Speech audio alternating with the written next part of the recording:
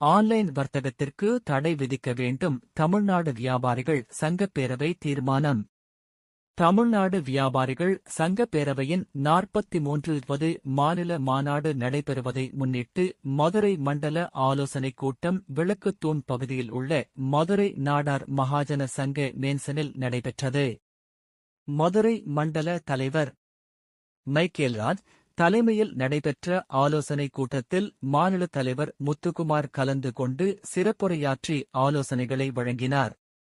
மாநில செயலாளர் குட்டி என்ற அந்தோணிராஜ், மாநில அமைப்பு செயலாளர் தங்கராஜ், மாநில துணைத் தலைவர் சூசை அந்தோணி, மகளிர் அணி தலைவி பாக்கியலட்சுமி மற்றும் மாநில மாவட்ட நிர்வாகிகள் 100க்கும் மேற்பட்டோர் கலந்து கொண்டனர். கூட்டத்தில் புதிய நிர்வாகிகள் அறிமுகம் செய்யப்பட்டது.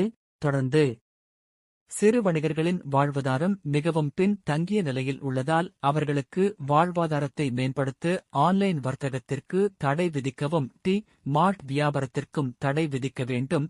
சிறு வியாபாரிகளுக்கு எந்தவித வரியும் வசூலிக்க கூடாது என்று மத்திய மாநில அரசை கேட்டுக்கொள்கிறோம்.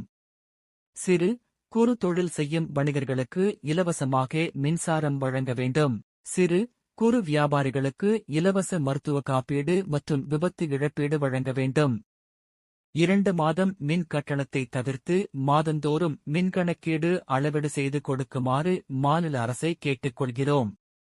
தமிழ்நாடு வியாபாரிகள் சங்க பேரவையின் சார்பாக நடைபெறும் 43வது மாநில மாநாட்டிற்கு குறைந்தது 100 வாகனங்களின் செல்வது என்று ஏகமனதாக தீர்மானங்கள் நிறைவேற்றப்பட்டது.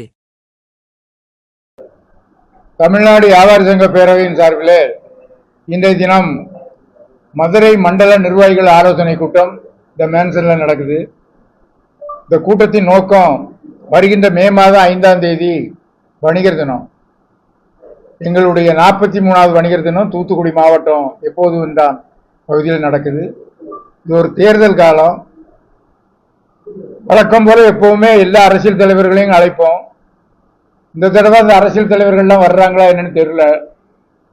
தேர்தல் முடிஞ்சிருதா ரிசல்ட்டுக்காக காத்திருக்காங்கன்னு தெரியல. ஆனாலும் அந்த மாநாடு எங்களது வழக்கம் போல நடக்கும். அந்த மாநாட்டில் கிட்டத்தட்ட 1 லட்சம் 1.5 லட்சம் பேர் வணிகர்கள் அணி திரண்டுறாங்க.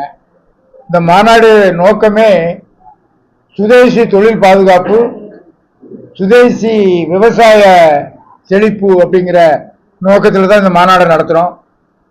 ஏன்னா இந்த பாரத பிரதமர் அவர்களே சொல்லியிருக்காங்க, நீங்க அந்நிய பொருட்களை பகுதிகரிக்கணும், சுதேசி பொருளை வாங்கணும், சுதேசி பொருளை உற்பத்தி பண்ணுங்க அப்படின்லாம் சொல்றாங்க. பிரதமரே சொல்லியிருக்காரு.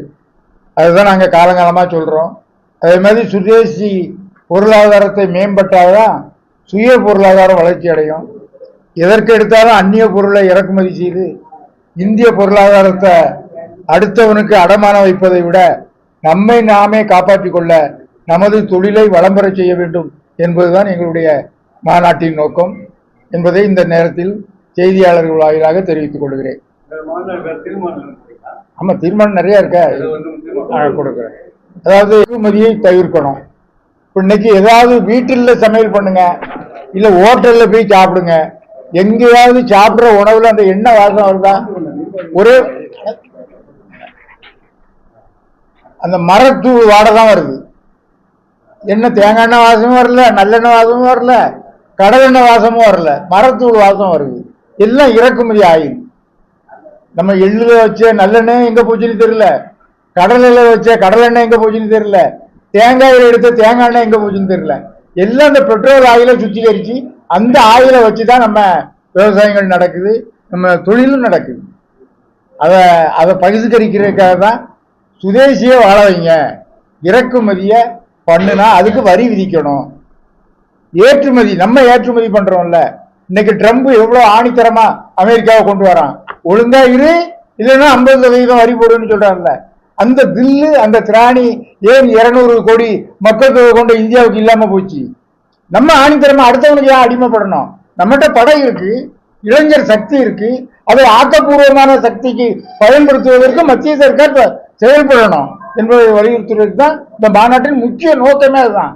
நாட்டை காப்பாத்து, வீட்டை காப்பாத்து, என்ன காப்பாத்து, என்ன அடமானம் வைக்கிறாத, என்ன கொண்டு போய் வித்துறாத, அப்படிங்கிற கோரிக்கை தான் இந்த மாநாட்டின் நோக்கம்.